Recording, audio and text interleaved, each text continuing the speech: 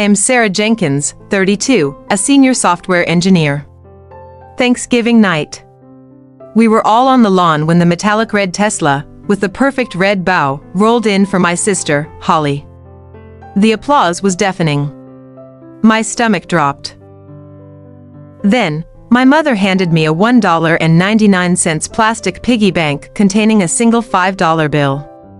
The silence that followed was more brutal than the Tesla's horn. It was a clear, public statement: her worth is millions, mine is $5. The $5 wasn't just cheap, it was a symbol. But what my father said next, holding that money up in front of the whole family, was the true public insult that finally pushed me to my breaking point. On paper, I'm the ideal daughter, a senior software engineer, 32, consistently earning a six-figure salary. I paid off my student debt early and took care of my own business. My skill and determination were undeniable in the professional world. Yet, to my family, those achievements were invisible. My parents never celebrated my promotions, they simply expected them. I grew up longing for unconditional approval, but all I ever received was silent rejection and the role of the quiet, dependable background character. I was the reliable one, the one who never caused drama, the exact opposite of Holly. But how did my parents use my responsibility to justify their favoritism, and what devastating contrast defined our opposing financial dynamic? Holly and I lived in completely opposite financial dynamics. I worked 3 jobs through college to pay my tuition and clear my student debt. Holly? Her life was defined by my parents' generous assets and constant financial rescues. While I was taught skill and determination, Holly was allowed entitlement. I fixed the broken computer, she broke the new car. Yet, I was the one whose success was met with a shrug, and her drama was met with unconditional approval and bailouts. The imbalance wasn't just unfair, it became the unhealthy legacy of our family. They relied on my solvency while continually enabling her irresponsibility. It was a setup for the ultimate public rejection. They knew my financial solvency made me strong.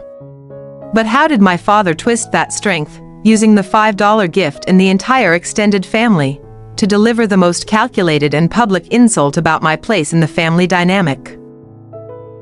The contrast between the Tesla and my piggy bank was stark, but the words were the true weapon. My father stepped forward, holding the $5 bill up for everyone to see. He flashed a condescending smile. "First $5 for your future house, sweetheart. You've always been so good with money, unlike some people." He winked directly at Holly. His words were meant as praise, but they were the ultimate public rejection. That wink at Holly confirmed it. My financial solvency was being weaponized against me. But how did the immediate reaction of the extended family, the applause and laughter, make me feel so completely reduced and embarrassed that I knew I had to leave that night? I had to force a smile as the relatives chuckled. They didn't understand the toxic dynamic, they just saw the funny contrast, the rich daughter getting a massive asset, and the sensible daughter getting a childish joke. My father's wink was a statement that my years of skill and determination meant nothing compared to Holly's ability to generate drama. I felt stripped bare, reduced to a low-effort joke for their Thanksgiving entertainment. That's when the pain truly hit. My only thought was escape. I wanted to run from that lawn, from that piggy bank, and from the emotional debt I'd been trying to repay for 32 years, the debt of earning their basic approval. I knew I couldn't stay. But how did the image of that cheap pink piggy bank under the lamplight in my childhood room later that night become the symbol of not just my rejection, but my ultimate, peaceful self-determination? I retreated to my childhood room, the silence a sharp contrast to the forced merriment downstairs. The cheap, pink piggy bank sat under the lamplight, mocking my 32 years of financial solvency and professional skill. It was a trophy for my rejection. I thought of the Tesla's price tag, a huge asset given for mere entitlement. Then my $5. The calculation was simple. My parents valued my independence so little, they couldn't even pretend. The resentment started to burn, fueling a powerful determination. The sight of that piggy bank triggered a flood of memories every time I was told, "You're strong, you don't need it." How did those false compliments become the final pain point, leading me to realize that their neglect was actually disguised as praise throughout my whole life? The piggy bank didn't just mock the present, it exposed 32 years of history. How many times was I told, "You're strong, Sarah. You're responsible. You don't need a trust fund, you'll earn your own assets." That was the core of our toxic family dynamic. My determination was praised only as an excuse for their neglect. They transformed my skill, my independent solvency, into a reason to give Holly their time, money, and unconditional approval. The memory of Holly's lavish college parties while I was pulling all-nighters to cover my own tuition felt like a crushing debt. I had been assigned the role of the capable one so they could freely indulge her entitlement without guilt. That night, staring at that $5 piggy bank, I realized I had wasted 32 years trying to earn something they would never freely give. What was the exact moment, between 1 a.m. and 2 a.m., when that crushing pain transformed into the absolute, cold determination that made me pack my bags and block their numbers forever? It was past 1 a.m. I wasn't angry anymore, I was crystal clear. The $5 was the price tag of my life, disposable. I had wasted 32 years seeking approval from people who defined their own worth by making me feel needy. The Tesla was their reward for Holly's irresponsibility. The $5 and the patronizing wink were my reward for my solvency. The toxic dynamic wouldn't change. I could achieve $100 million, and they would still ask, "But who's going to fix the Wi-Fi?" That quiet realization was the breaking point. Not a shout, but a profound shift in my determination. I would not pay another minute of emotional debt or seek their conditional approval. This was my declaration of self-determination. My revenge wouldn't be dramatic. It would be my permanent absence. I picked up the pink piggy bank and the $5 bill. It was coming with me.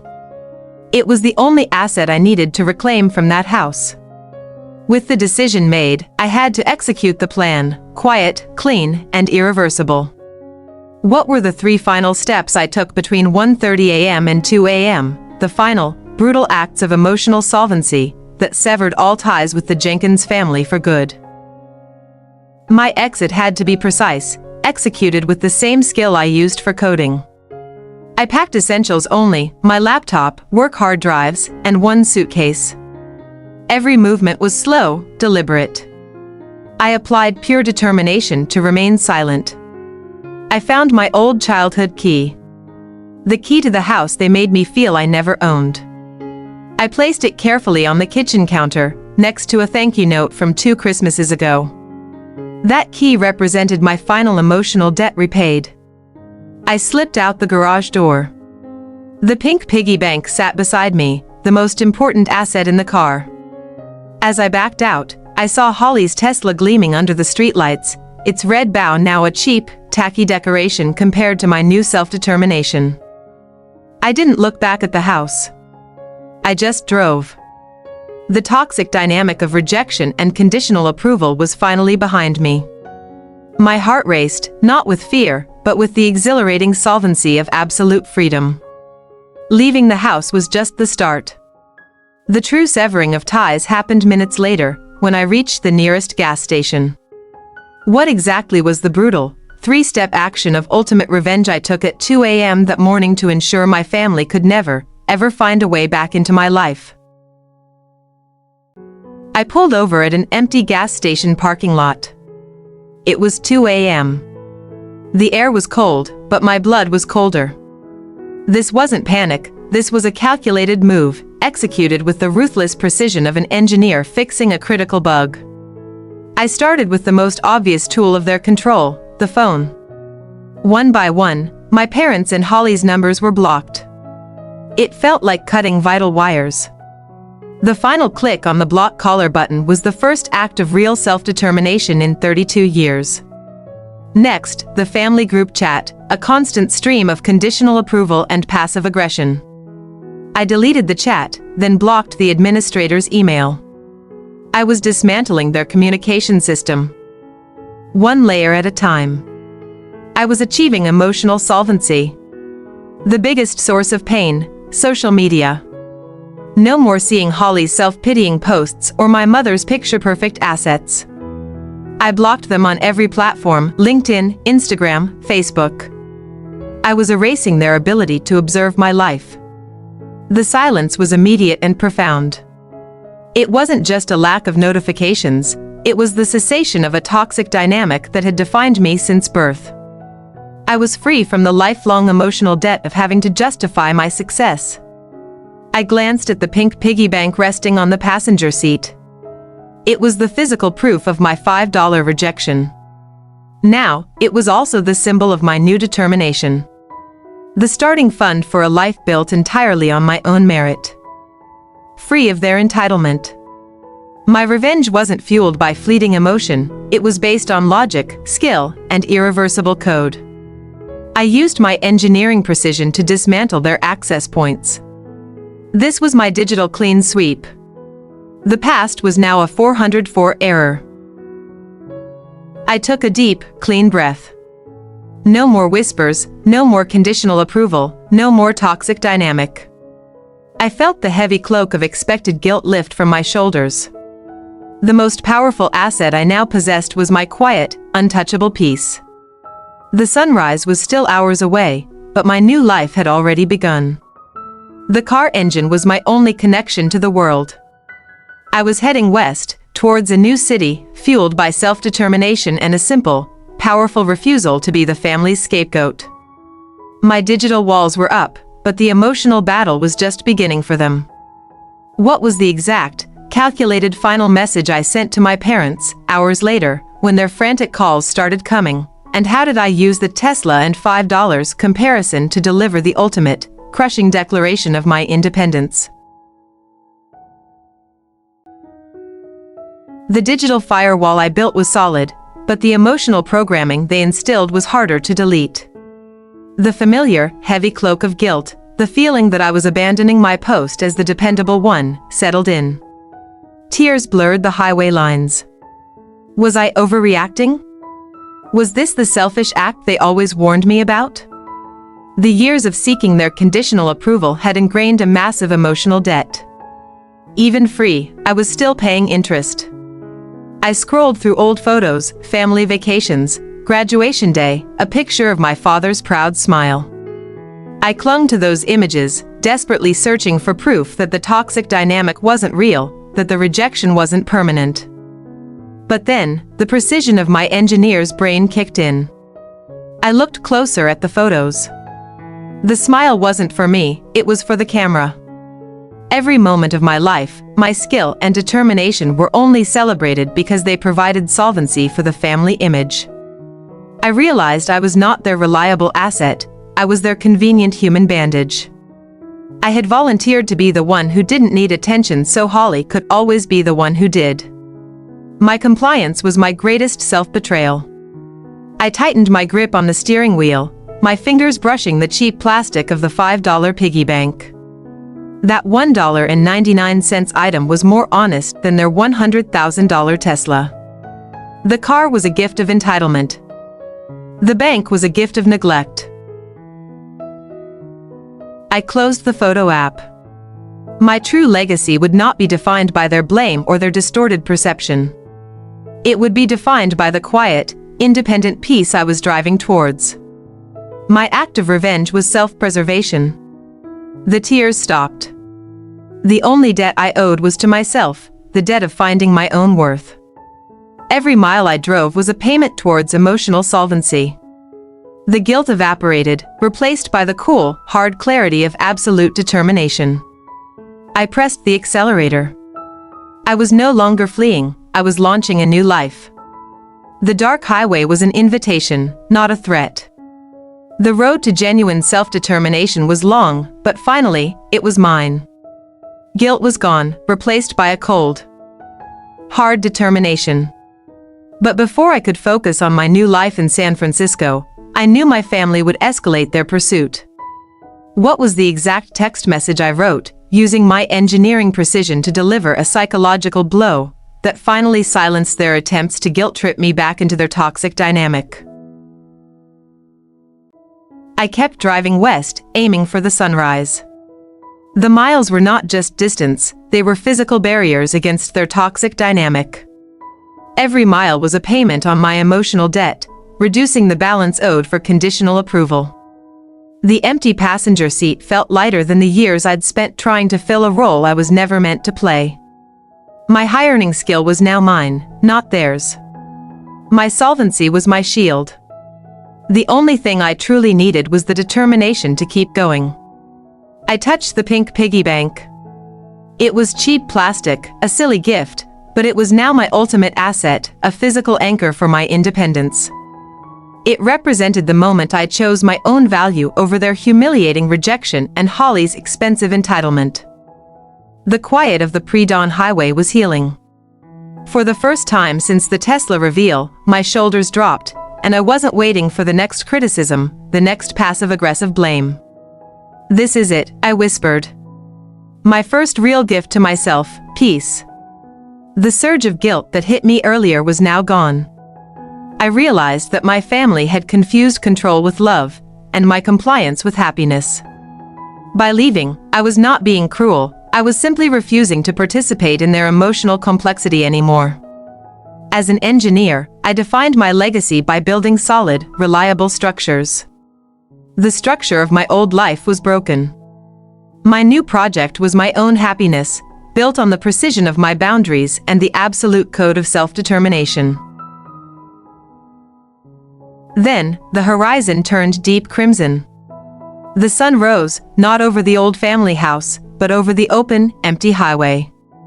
It was a visual reminder that my world was expanding, not shrinking.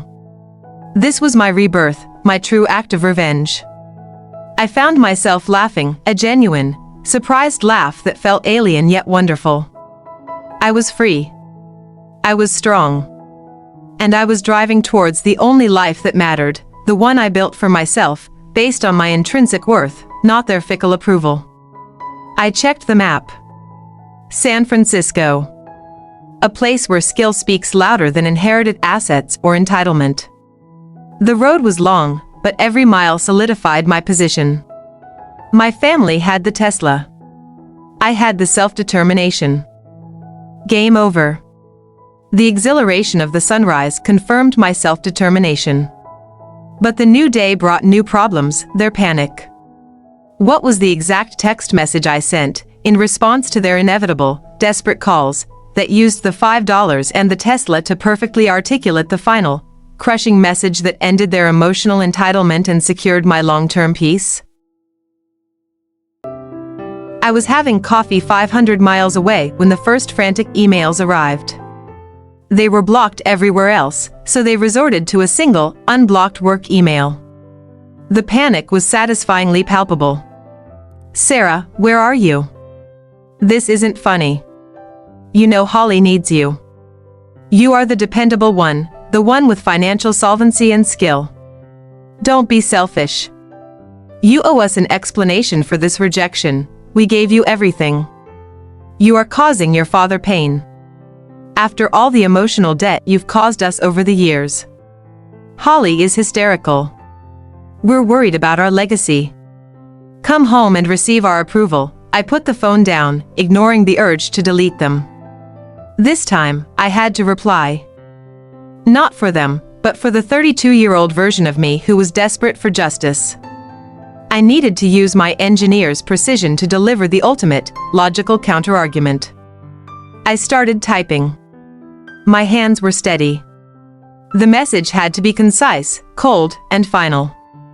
No emotion, just a brutal financial statement contrasting the assets given versus the value received. To my family, thank you for the gifts. Holly received a $100,000 asset, Tesla, to reward her entitlement. I received a $5 bill to mock my skill and determination. This is the fundamental dynamic. For 32 years, I gave you my emotional solvency to cover Holly's emotional debt. Your love was a conditional loan. I am now repaying that loan with rejection. My solvency is my own now, not a resource for your convenience. Do not contact me again, for any reason. I have chosen a new legacy built on self-determination. The piggy bank is coming with me as a reminder of the $5 value you placed on my life. My revenge is my peace. Goodbye. I hit send. Then, using the same precision that had served me all night, I blocked the work email. The loop was closed. The toxic dynamic was finally terminated. I finished my coffee, the sweetest taste of freedom I'd ever known. The text was the final shot. But my story doesn't end there. How did my commitment to absolute self-determination pay off, and what unexpected, final piece of family legacy did my father secretly leave only for me, revealing the last piece of the toxic dynamic, a year after I left? The silence after hitting send was deafening, yet liberating. I had finally achieved emotional solvency. The debt was repaid, not with cash, but with absolute finality. I was no longer an emotional asset for them to leverage. I checked the time, calculating my next leg of the journey with engineer's precision. My mind was now free to focus on my skill, my career, my future. No more calculating whether my success was worth their conditional approval. I took the pink piggy bank, the symbol of my $5 rejection, and placed it on the dashboard. It was a physical reminder of the price they put on my determination and independence. I wasn't carrying pain, I was carrying proof. The memory of Holly's Tesla was no longer a source of resentment, but a point of clarity. That luxury car represented their lifelong entitlement dynamic. My old sedan, driven by my self-determination, was worth more than their entire legacy. I considered their inevitable reaction, confusion, then anger, then blame. They would blame me for ruining the family dynamic, for being ungrateful. But their blame held no power over me, only the echo of a forgotten life. My revenge was not about causing them pain, it was about achieving absolute, unbreachable distance. I used my technical skill to make their lives mildly inconvenient and my life utterly untouchable. The digital firewall was the ultimate, logical revenge. The highway stretched before me, clear and limitless. Every passing sign marked a break from the past. I didn't need to look back, the future was pulling me forward with the force of my newfound determination. I repeated my new mantra, my intrinsic worth is not negotiable. My solvency is not a shared asset. My approval is only required from myself. This silent declaration cemented the end of the toxic dynamic for good. San Francisco was more than a city, it was the symbol of my independent legacy. A place where hard work and skill trump birthright and entitlement. I smiled, knowing the first battle was won. The messages were sent, the ties were cut, and my new life in San Francisco began. But the story of the Jenkins family legacy wasn't quite over. What was the one last, unexpected secret my father revealed, a year later, that used my skill and precision one final time and exposed the deepest layer of the toxic dynamic? I reached the Golden Gate Bridge just as the morning fog began to lift. This wasn't just a physical landmark, it was the entry point to my new legacy. Crossing that bridge felt like officially signing the contract on my self-determination. I glanced at the pink piggy bank on the dash. It was my only true asset from my old life, a silent witness to the $5 rejection and my eventual, logical revenge. That small, cheap item represented a massive emotional debt finally paid off. In this city, my technical skill meant intrinsic worth, not conditional approval. My precision was valuable, not convenient. The market valued my solvency, it didn't leverage my pain. I had finally found a dynamic where I could simply exist and succeed. I found my small, temporary apartment.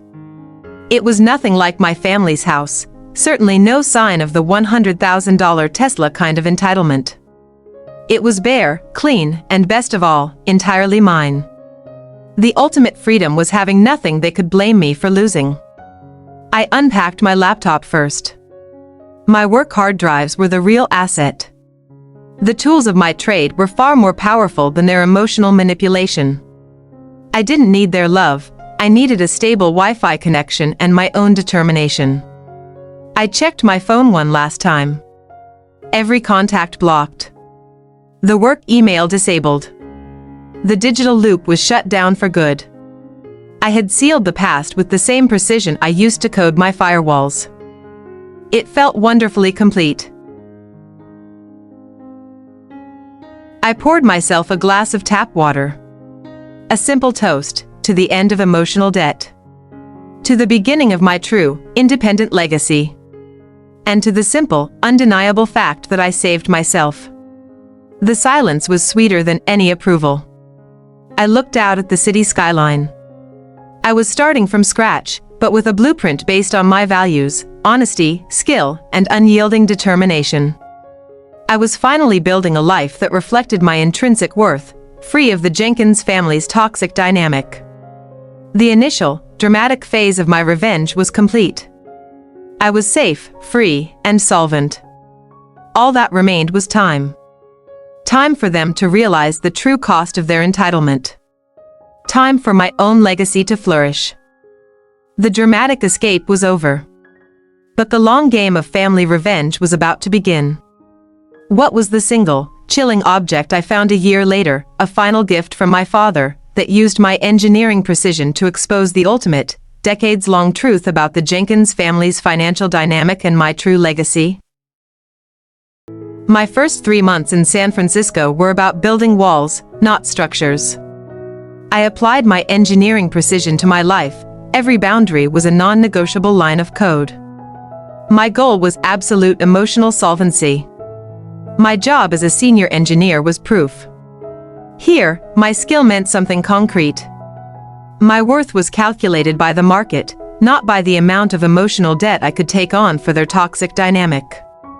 The $5 piggy bank sat prominently on my desk, my daily reminder. It represented the price they put on my life, and the starting point of my actual asset. It was a tiny monument to their colossal rejection. I legally changed my name. Not dramatically, just adding my grandmother's maiden name. It was a subtle, final severing of the formal legacy that tied me to their conditional approval.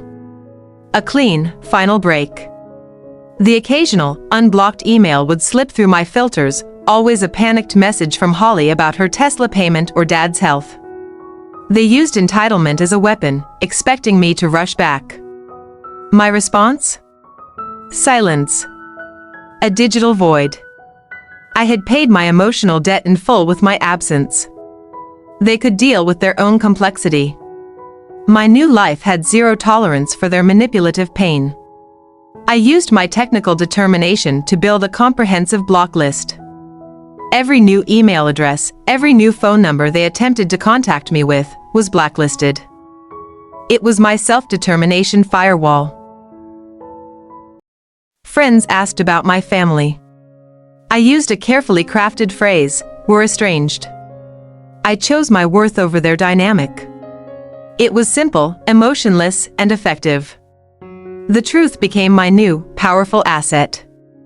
I remembered how my parents would leverage my achievements. "Sarah's so independent, she doesn't need that scholarship. Give it to Holly." Their passive blame disguised their active neglect. Now, every promotion, every successful project, was purely mine. My skill and determination were rewards in themselves. The feeling was not about revenge, but about validation, proving I didn't need their false approval. I bought my own car, a sensible electric SUV. Not a flashy Tesla, but an honest one. It was a physical symbol of my earned solvency, a purchase made without conditional expectation or hidden debt. The weight of their expectations had been the heaviest debt I carried. Now, I felt light. My life was defined by my precision in coding, not my precision in emotional compliance. This was true freedom. I started volunteering at a local coding academy. I was passing on my skill to kids who genuinely needed it, without expecting anything in return. True legacy is built by lifting others, not by climbing over them. Every morning, I looked at the piggy bank and whispered, I am worth more than $5. That mantra was the final nail in the coffin of their toxic dynamic. My self-determination was absolute. Holly's texts morphed from needy to accusatory. You're a sociopath. You don't care about the family. Their only framework for my independence was blame and projected guilt. I had calculated the cost of my absence, their financial instability, and their emotional pain. It was high, but necessary. This wasn't cruelty, this was the market correction for their decades of emotional debt. The silence from my parents was the most telling. They realized their emotional asset was gone. They tried to send a physical letter, but I had moved without forwarding addresses. My precision wins. I was no longer the convenient bandage for the family wound. I was the surgeon who chose to save herself. My revenge was the quiet, undeniable proof of my thriving, independent life. My life was a fortress of self-determination, built on the rubble of their toxic dynamic. But the universe always saves the most shocking twist for last. What was the one piece of physical evidence, the final, encrypted asset I discovered a year later, that used my engineering precision to expose the real, dark secret of my father's supposed financial legacy, and ultimately, completed my revenge? 1 year. My solvency was absolute. I was thriving, protected by the firewall of my self-determination. My family was a ghost story, a toxic dynamic I occasionally glanced at through third-party news reports. Then came the single, unencrypted email from a lawyer. My father had passed away. The message dripped with implicit blame. Your father died in pain, exacerbated by your rejection. It was the final, desperate attempt at emotional debt collection. I felt a flicker of something, not guilt, but profound sadness for the man he could have been.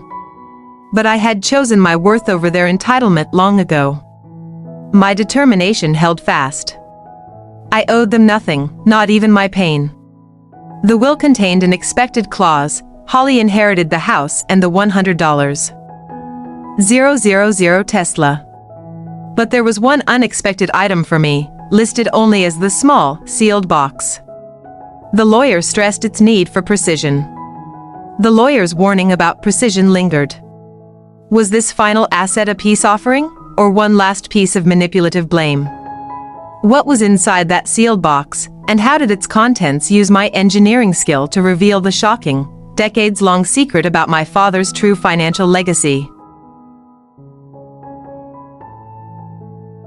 I flew back.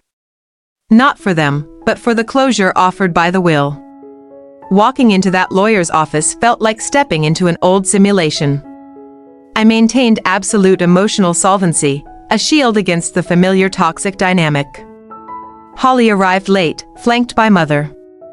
Holly wore designer sunglasses and radiated pure entitlement.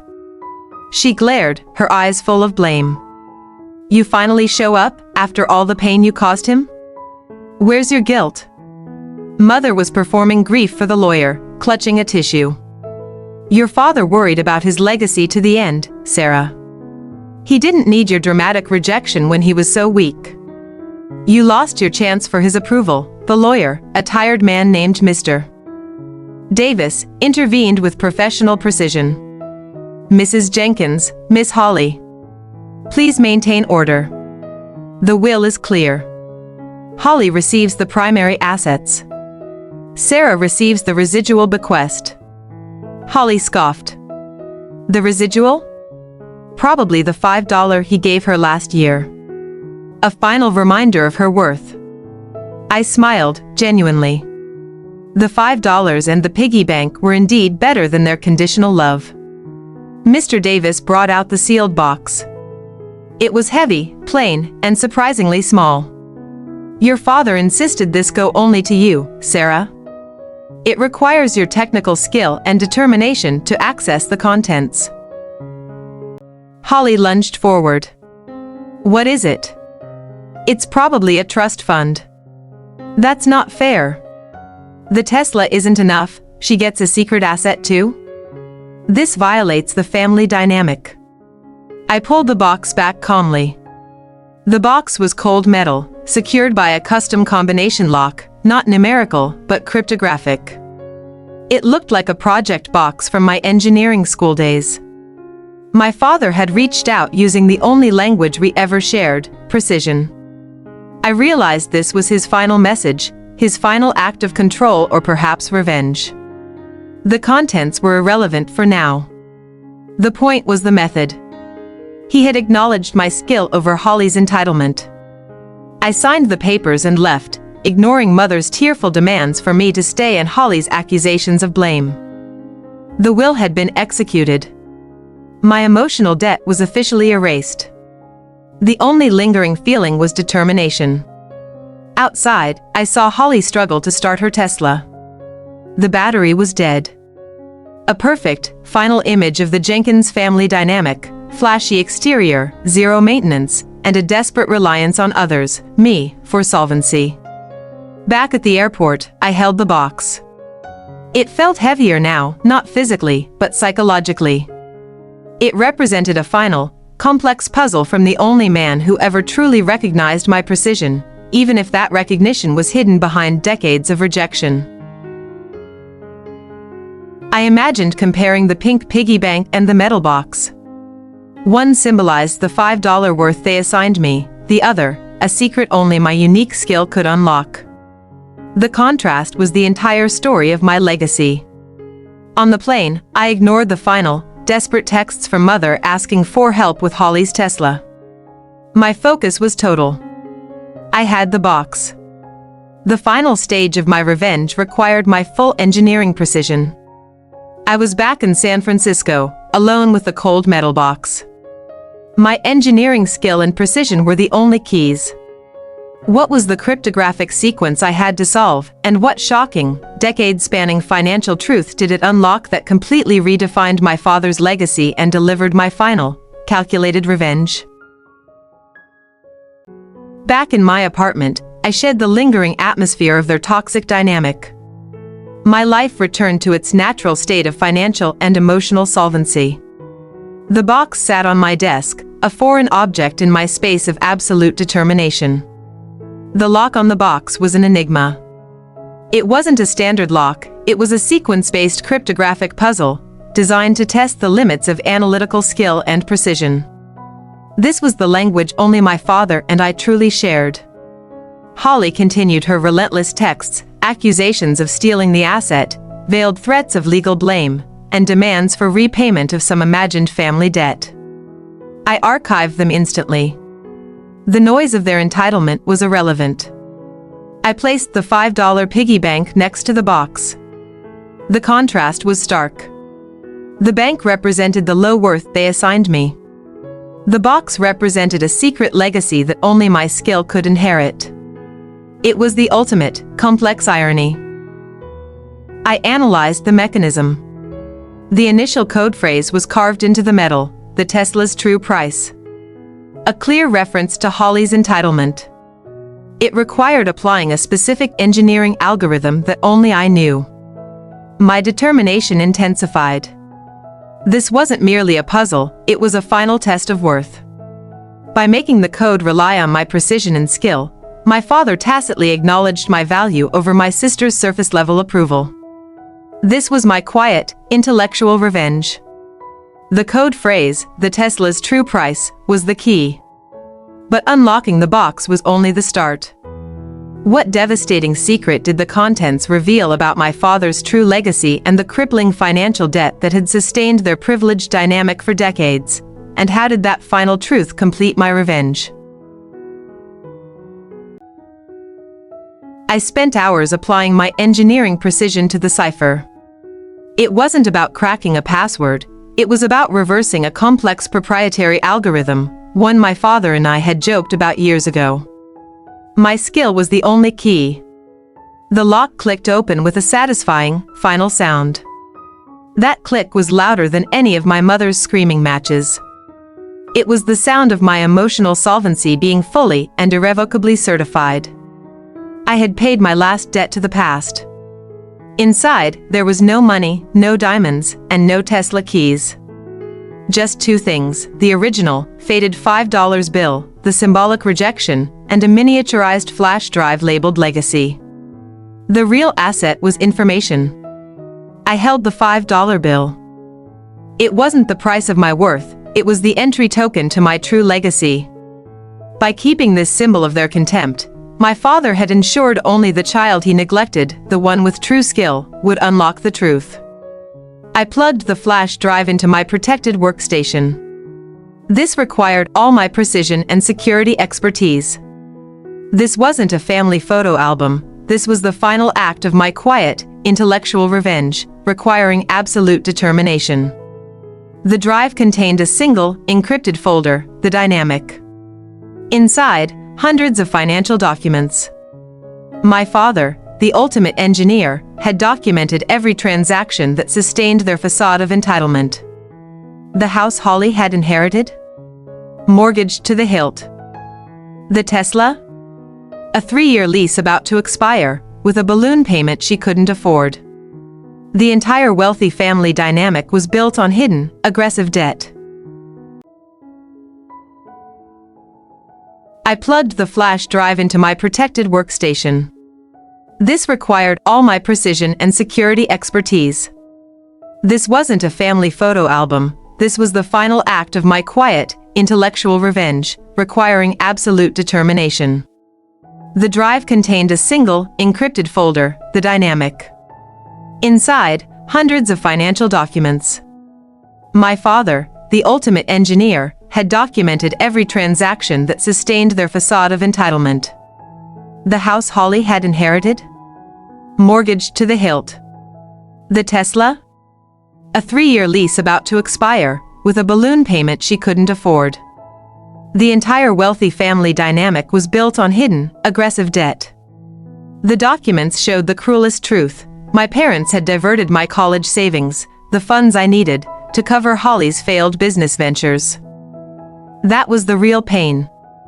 Not the $5, but the active, calculated betrayal. A final text file, unencrypted, Sarah. I couldn't stop the dynamic. But I could give you the precision to expose it. Your worth was never $5. It was the only thing real. I am sorry. A hollow, but necessary approval. My revenge was complete, not with anger, but with overwhelming, undeniable truth. I had the skill and the determination to end their facade forever. I was the one with the real solvency. The truth was out.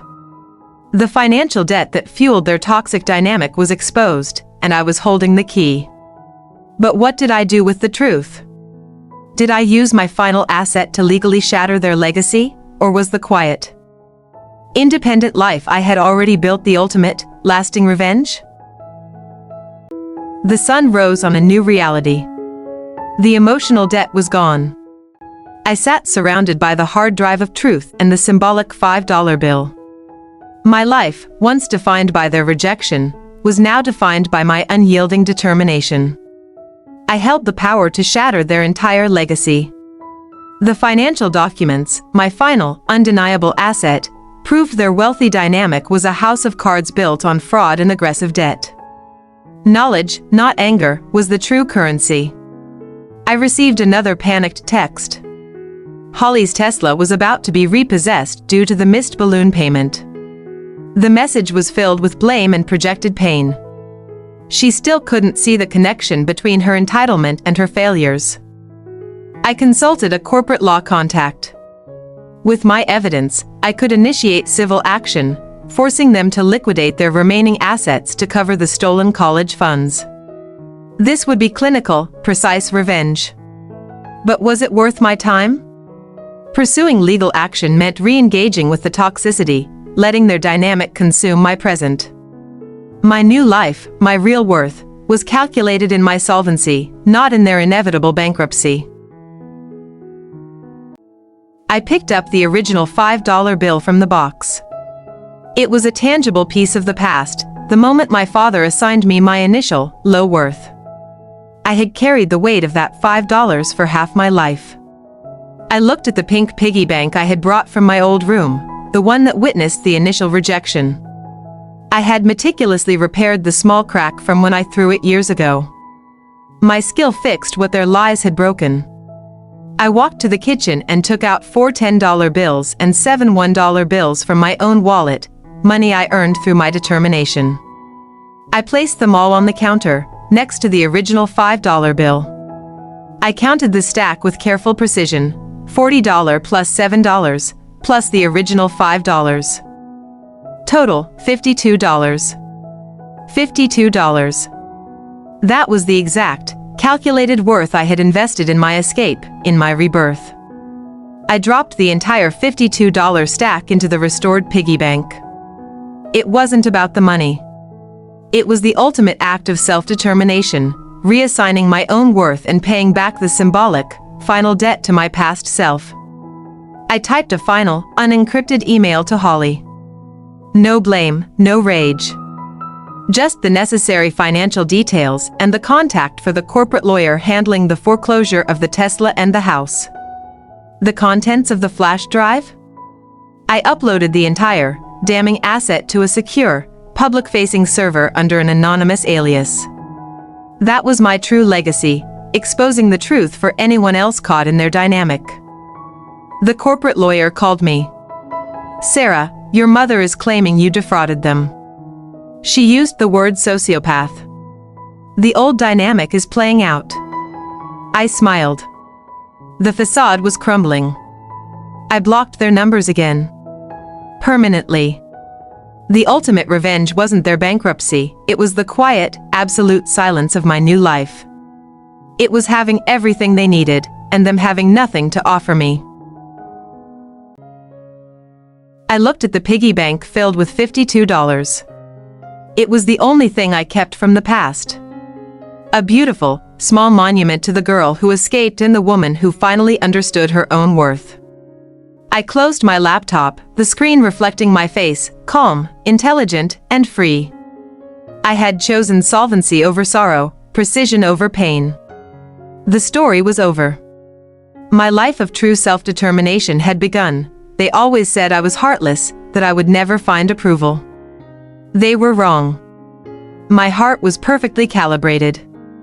And the only approval I ever needed was my own. The $52 piggy bank sits on my desk today.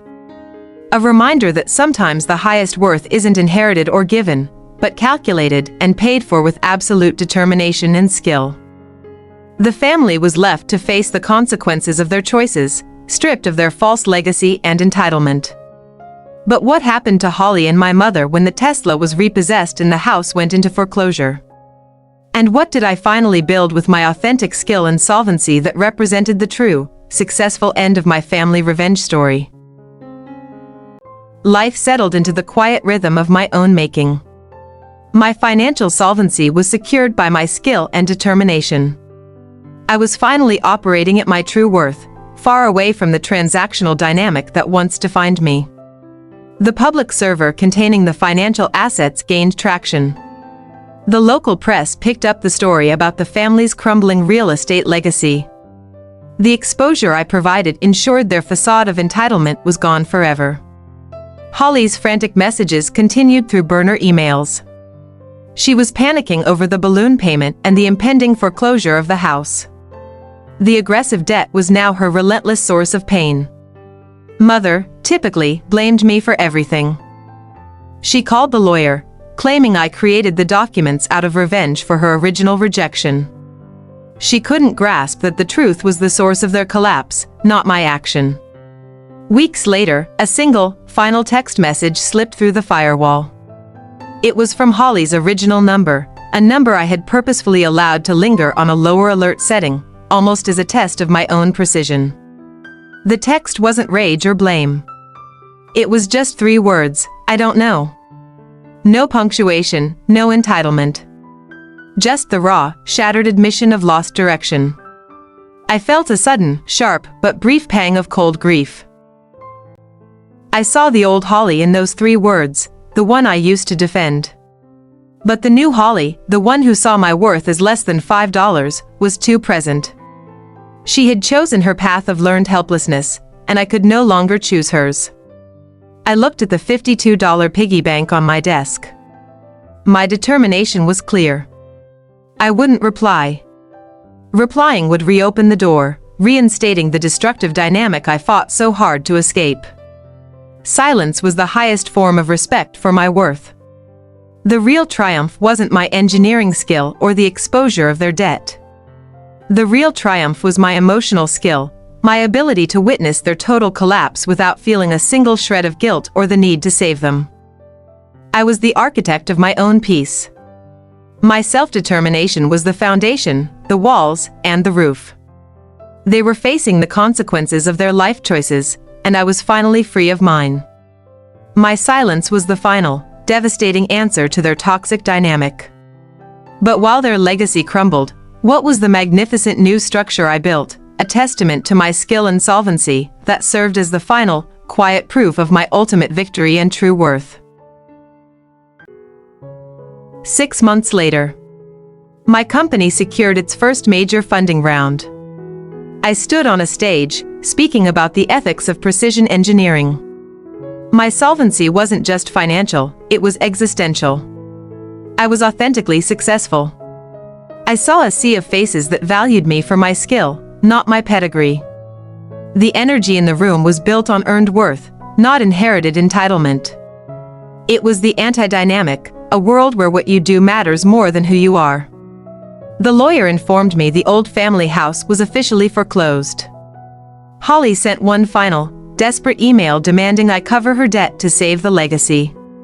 She signed off, "Your sister who is in pain." I deleted the email without reading past the first sentence. My determination was unbreakable. The house was a symbol of their false worth. Letting it go was necessary for my own emotional solvency. Instead of the foreclosed house, I invested in a small, renovated warehouse. My new headquarters. It was a tangible asset, secured entirely by my own skill and vision. A true legacy built from the ground up. I kept the $52 piggy bank on my desk. Every time my company hit a milestone, I added another $5 bill. It wasn't about the money, it was a new tradition, celebrating the rejection that paved the way for my solvency. I realized the true victory wasn't my revenge, it was escaping the cycle of blame.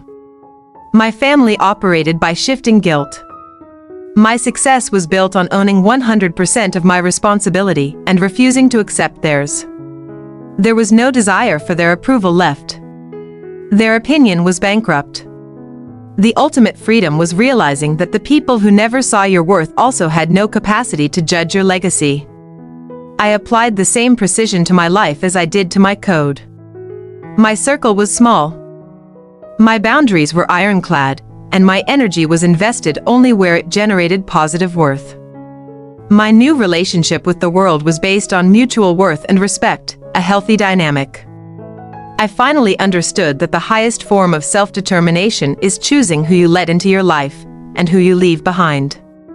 Holly and my mother became local anecdotes, cautionary tales about entitlement and financial debt.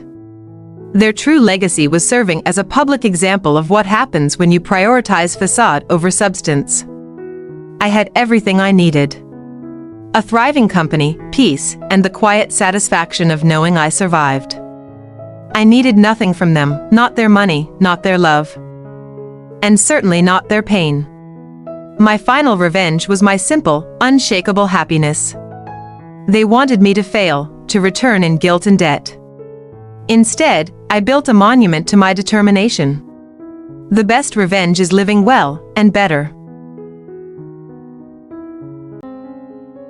I opened the piggy bank and took out the original $5 bill, the one from the box.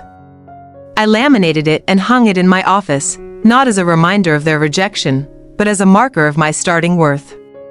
The system was closed. The bug was debugged. My engineering skill had won. I had successfully coded a new, stable life, free from the old variables. I looked out over the San Francisco skyline from my new office. The air was clear. The past was distant. The Jenkins family saga was finally and truly over. They taught me that worth was conditional. I learned that worth is constructed. My final act of self-determination was to declare my life complete, not in spite of them, but because I had built something entirely separate. The true legacy of this story is simple: you can be rejected, undervalued, and saddled with emotional debt. But your skill and determination will always be the ultimate, undeniable asset. The family revenge story is over. But tell me, what is the $5 moment in your life, that moment of rejection or undervalued worth, that fueled your determination to build your own ultimate, undeniable asset and secure your true, lasting solvency? It had been 1 full year since I closed the box and opened my new life. The old scars were still there, but they were now faded roadmaps to my financial and emotional solvency. My company was scaling rapidly. My professional legacy was built on the antithesis of my family's dynamic: transparency, precision, and worth based on output. I consciously avoided any form of entitlement, ensuring every asset was earned, not inherited. I received an update from the corporate lawyer. Holly was working retail, still shifting blame and struggling with crippling debt. The house was sold at auction. Her path was the consequence of years of learned helplessness. I felt no pain for them. Only a quiet, surgical detachment. They had caused me immense pain, but I had used my determination to excise the source of the infection. There was nothing left for them to touch. The $52 piggy bank tradition continued. It became my personal measure of success. I even used my engineering skill to create a transparent digital counter next to it, tracking the total worth earned since my escape. The original $5 bill, the physical symbol of their rejection, was now laminated and framed above my workstation. It was a trophy, commemorating the moment I defined my own worth outside their negative dynamic.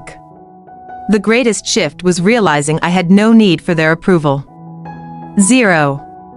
The constant, draining desire for their acknowledgement had vanished, replaced by the deep satisfaction of my own self-determination. I was no longer a victim seeking revenge. I was an architect celebrating my creation. My determination didn't lead to destruction, but to building something stable, valuable, and genuinely my own. The flash drive containing their financial secrets was securely backed up and stored. It wasn't needed for revenge anymore, but it remained my ultimate asset, the tangible proof of my skill and the truth. I had successfully broken the chain of inherited guilt and blame. Their manipulative cycle relied on me feeling culpable. By refusing to engage, I neutralized their power. My hands were clean. The greatest lesson was realizing that emotional precision is harder than technical precision. It required meticulously setting boundaries and ensuring zero emotional leakage. I mastered it. I read the final email from Holly, the one with "I don't know." I deleted it. That was their entire toxic dynamic in 3 words: directionless, dependent, and demanding. I had my own answer. I know. The only remaining debt was the one I owed myself, the debt of fulfilling my true potential. I was paying that debt daily with my hard work and the undeniable worth of my innovative company. They sought approval through superficial status and entitlement. I found approval in the market, in my balance sheet, and in the respect of my peers. Their measure of worth was flawed, mine was quantified and real. I learned that life, like code, should be clean, efficient, and free of unnecessary dependencies. My skill as an engineer was the final tool of my liberation. I smiled. The woman who left home with just $5 and a broken piggy bank had achieved total, absolute self-determination. I no longer needed a family revenge story. I just needed my life. The greatest revenge is not getting even. It's becoming so successful, so emotionally solvent, and so genuinely happy that you make the toxicity that defined you utterly irrelevant. I stood up, walked to the window, and looked at the city, ready for the future. The door to the past was locked, permanently. My legacy was just beginning. My story is a testament to the power of self-determination over inherited dynamic. I achieved absolute solvency. Now I ask you, the viewer, in your own journey to worth and legacy, how do you plan to use your greatest asset, your unique skill, to finally pay off your emotional debt and redefine your future? I woke up early, before the city. The sun rose, painting the San Francisco skyline gold. This quiet moment, this genuine freedom, was the real inheritance, paid for not with debt, but with my own relentless determination. There was no shadow of pain or lingering guilt. The toxicity of their dynamic had been fully neutralized. It wasn't just physical distance, it was emotional solvency. I had zero assets tied up in their emotional markets. I thought of the $5 bill. They had used that money as a measure of my worth. But its true value was as a catalyst. It forced my self-determination to activate, proving that worth is internally generated, not externally assigned. My revenge was a masterpiece of cold, elegant engineering. I didn't yell or smash things. I just used my precision to expose the fatal flaw in their system, the core debt that supported their whole legacy. My success wasn't about possessing a Tesla or a mansion. It was about controlling the variables. It was about proving that entitlement is a liability, while skill and determination are the only true, non-devaluing assets. I understood Holly's final message of "I don't know." It was the culmination of a life dedicated to avoiding responsibility. She had been conditioned to shift blame, never to accept that her life was her own determination. My father's final, cryptic message, the box, was his clumsy attempt at posthumous approval. But it taught me a better lesson, that the only approval I would ever genuinely need was the self-respect earned through my precision. The greatest rejection wasn't theirs, it was my final rejection of their toxic dynamic. It was a conscious, daily choice to build a life so structurally sound that their chaos could never penetrate my solvency. The framed $5 bill, the piggy bank filled with earned worth, these were my monuments. They defined a new legacy, not one of inherited wealth, but one of self-determination and resilience against pain. My life was a completed system. My skill had built the firewall, cleared the debt, and established the new protocol. The code was clean. The future was stable. The need for a family revenge story was obsolete. Looking back, I wouldn't change a thing. The pain and rejection were fuel. They tested my determination and proved my worth when my family refused to. That journey was my ultimate asset. The deepest wisdom I gained: don't fight the narrative they give you. Use your precision to create a better one. Let their failed dynamic become the footnote to your success story. I thought about the true definition of revenge. It wasn't about making them suffer, it was about achieving an asset of inner peace so vast that their chaos became utterly insignificant. That was the perfect revenge. The morning light hit the window, a clean, sharp line. It symbolized my solvency, a clear division between the dark, leveraged past and the bright, self-funded future. There was no guilt in my heart about their current situation. They had made their choices, rooted in entitlement and a refusal to acknowledge reality. I had simply stepped out of the blast radius. My ultimate asset wasn't money or property. It was the complete, authenticated knowledge of my own worth. That asset can never be foreclosed, stolen, or devalued by anyone else's blame. I had only one need left: to share this story. Not for vindication, but to show others trapped in a toxic dynamic that the key to self-determination is already in their hands. My legacy is the sunrise over San Francisco, bright, self-made, and utterly independent of the past. The system is closed. The story is complete. My life is now only my own. My life is a testament to the power of engineering your own solvency and peace. But what about your story? What is the defining asset you've built through sheer determination, and what is the final, definitive legacy you want to leave that proves your ultimate worth to the world? My story is over, but yours is just beginning. I achieved total self-determination because I learned a simple truth: the only worth that matters is the one you build yourself. Lesson 1. Achieve emotional solvency. You must clear the emotional debt they saddled you with. Stop letting their dynamic dictate your peace. You owe them nothing. Lesson 2. Your skill is your greatest asset. Forget inherited entitlement or external approval. Invest in the talent and precision only you possess. That is the only legacy no one can foreclose. Lesson 3. Reject the blame and guilt.